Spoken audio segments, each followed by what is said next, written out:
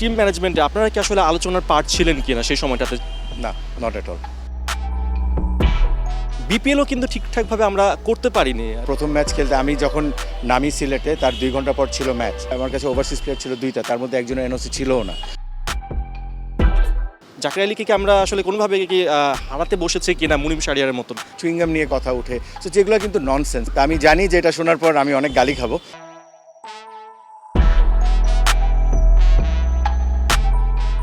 একটা দারুণ সুযোগ হাতছাড়া হওয়া, কিছু বলতে না পারার হতাশা, যে টুর্নামেন্টের জন্য বাংলাদেশ ক্রিকেট দল গোটা 2 বছর পরিশ্রম করেছে, সেই বিশ্বকাপটাই মিস হয়েছে। মাঠের ক্রিকেট ছেড়ে এরকম একটা গুরুত্বপূর্ণ সময়ে বাংলাদেশ দলের ক্রিকেটারদের ভেতরে মনস্তাত্ত্বিক অবস্থাটা কেমন ছিল এবং টিম ম্যানেজমেন্ট কীভাবে সেটা সামাল দিয়েছেন, এ বিষয়ে আমরা জানবো। আমাদের সাথে রয়েছেন বাংলাদেশ ক্রিকেট দলের টিম ম্যানেজার নাফিস ইকবাল। বিশ্বকাপ খেলাটা সবার জন্য, সব ক্রিকেটারদের জন্য স্বপ্ন থাকে। সেই জায়গাটাতে যখন মিস হলো বিশ্বকাপটা, প্লেয়ারদেরকে কীভাবে আপনারা ম্যানেজ করেছেন? দেখেন, এটা তো অবশ্যই হতাশ ছিল সবাই, বাট তার মধ্যে ক্রিকেট বোর্ড আবার একটা টুর্নামেন্ট ছেড়েছিল, অদম্য বাংলাদেশ কাপ। তো এখানে ন্যাশনাল টিম হিসাবে ওই অল্প কিছু সময় কাজ করার সৌভাগ্যটা হয়েছিল। আপসেট ছিল, এটা তো সবাই জানে, এবং আমি মনে করি যে যারা ক্রিকেট ফলো করে তারা সবাই আপসেট ছিল। বাট ওইখান থেকে আস্তে আস্তে কভার আপ করছে। এখানে 1-2টা টুর্নামেন্ট তারা খেলেছে, এখন সামনে পাকিস্তান সিরিজ আসছে, ওইটার ব্যাপারে তারা এখন এই মুহূর্তে চিন্তা করছে। এই যে আমরা খেলতে যাব না ভারতে, আবার কোনো ধরনের নেগোসিয়েশন হচ্ছে কিনা, অনেক কিছু আমরা দেখেছি বিসিবির সাথে এবং সরকারের তরফে। বাট এই ক্ষেত্রে টিম ম্যানেজমেন্টে আপনারা কি আসলে আলোচনার পার্ট ছিলেন কিনা সেই সময়টাতে, যে আমরা কি যাবো কি যাবো না, খেলবো কি খেলবো না? না, নট এট অল। আমরা এটার পার্ট ছিলাম না। এটা বোর্ড ডিরেক্টরস, বোর্ড প্রেসিডেন্ট, ওনাদের সিদ্ধান্ত ছিলেন, সরকারের সিদ্ধান্ত ছিল। সো ওনারাই এই জিনিসটা টেক কেয়ার করেছিলেন, এবং কি করতে হবে অ্যাজ আ গার্জিয়ান ওনারা আমাদেরকে জাস্ট জানানো প্রয়োজন মনে করছেন, এবং এইভাবেই। আমরা বাংলাদেশ হিসেবে তো বুঝি যে রাজনৈতিক টানাপোড়েনগুলো, but as a foreigner Phil Simmons, Shaun টেটের জন্য এই বিষয়টা কেমন ছিল যে বিশ্বকাপ খেলা হচ্ছে না? অ্যাজ এ কোচিং স্টাফ তখন এই বিষয়টা কীভাবে নিয়েছিলেন? ডেফিনেটলি সবাই তো ডিসঅ্যাপয়েন্টেড ছিল, কারণ এটা এমন একটা প্ল্যাটফর্ম যেখানে নিজের প্রমাণ করার অনেক কিছু থাকে। অ্যাজ আ ক্রিকেটার বলেন, অ্যাজ আ ম্যানেজমেন্ট বলেন, টিমটা যদি ভালো করতো তো তাদের প্রোফাইলটাও অনেক ভারী হতো। So in that regard obviously it's a miss, but দেখেন, we have to move on. আমরা তো বিপিএল দিয়ে বিশ্বকাপের একটা প্রস্তুতি নেওয়া শুরু করেছিলাম। ইভেন এমনও সময় এসেছে শান্ত যখন সেঞ্চুরি করলেন তখন আমরা বলেছিলাম যে শান্তকে হয়তো ডাকা হতে পারে। সো সবাই একটা মানে ওই মোমেন্টামের মধ্যে ছিলাম যে আমরা বিশ্বকাপ খেলবো। সেই বিপিএলও কিন্তু ঠিকঠাকভাবে আমরা করতে পারিনি। তো আপনি জানেন যে আমি লাস্ট মোমেন্টে একটা টিমের সাথে ইনভলভ হয়েছিলাম, যেটা চট্টগ্রাম রয়্যালস, যেটা মালিকানা চেঞ্জ হয়েছিল ঠিক ম্যাচের একদিন আগে।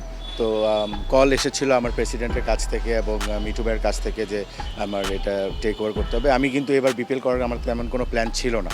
সো আমার ফ্যামিলিতে বিয়ে ছিল, একটা ব্রেক নিচ্ছিলাম, যেহেতু পুরো বিজি স্কেজুল থাকে ন্যাশনাল টিমে। তখন ওনারা বলেছেন এবং প্লেয়ারদের চাহিদায় কিন্তু আসা হয়েছে। আপনি মনে করতে পারেন যে লাস্ট মোমেন্টে আসলাম, একটা রানিং বোর্ডে উঠে গেলাম, ব্যাপারটা ওরকম ছিল না। দেখা যেত যে আগে বিগত 1-1.5 মাসের কাজটা কিন্তু আমাদের 1 সপ্তাহের মধ্যে করা লেগেছিল। কাপড় থেকে শুরু করে, এনওসি থেকে শুরু করে কোনো কিছু কিন্তু রেডি ছিল না। বরঞ্চ একটা এক্সাম্পল আপনাকে দিব, প্রথম ম্যাচ খেলতে আমি যখন নামি সিলেটে, তার 2 ঘন্টা পর ছিল ম্যাচ। প্রথম ম্যাচ খেলতে যাচ্ছি, তখন কিন্তু আমার কাছে ওভারসিজ প্লেয়ার ছিল 2টা, তার মধ্যে একজনের এনওসি ছিলও না। তো এটা নিজের সাথে একটা ভালো রিলেশন ছিল বলে একটা ক্রিকেট বোর্ডের যেখানকার প্লেয়ার ছিল ওইটা ম্যানেজ করতে পেরেছে পার্সোনাল রিলেশনশিপে।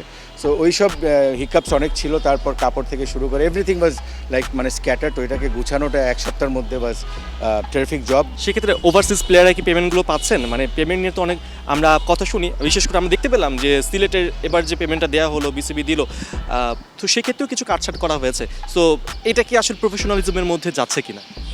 আমি অন্য ফ্র্যাঞ্চাইজির ব্যাপারে জানি না, বাট আমাদের ফ্র্যাঞ্চাইজিতে প্লেয়ারদেরকে পেমেন্ট করে দেওয়া হয়েছে, ম্যানেজমেন্টকে করে দেওয়া হয়েছে 2-1 দিন আগে।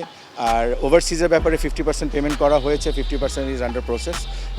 দেখেন, বিপিএল শেষ হয়ে গেছে, কাজ কিন্তু চলছে। সবার ব্যাপারে সবার সাথে কমিউনিকেট করতে হয়, সবাইকে রিপ্লাই দিতে হয়। দেখেন, বিপিএলে বিসিবির টিম হিসাবে চট্টগ্রাম রয়্যালসের পেমেন্ট নিয়ে কোনো ডাউট নেই, বাট স্টিল হয়ে গেলে জিনিসটা আরও বেটার হয়। বিসিএলে ইস্ট জোনের আসলে দায়িত্বটা সামলালেন, সেখানে পারভেজ হোসেন ইমনকে দেখলেন। পারভেজ হোসেন ইমন এবার দারুণ একটা মোমেন্টামে ছিলেন, তিনি বিপিএলে দারুণ খেলেছেন, সামনে আসলে পিএসএল খেলতে যাবেন। খুব ভালো করেছে সে, এবং ও ওভার ইয়ার্স কিন্তু ভালো করছে, অন অ্যান্ড অফ। ও আর একটু কনসিস্টেন্ট হলে he would have been much better, but যেভাবে সে he is turning up into a player, আমি আশা করি ইমন পিএসএলে যাবে এবং এখানে খুব ভালো করবে।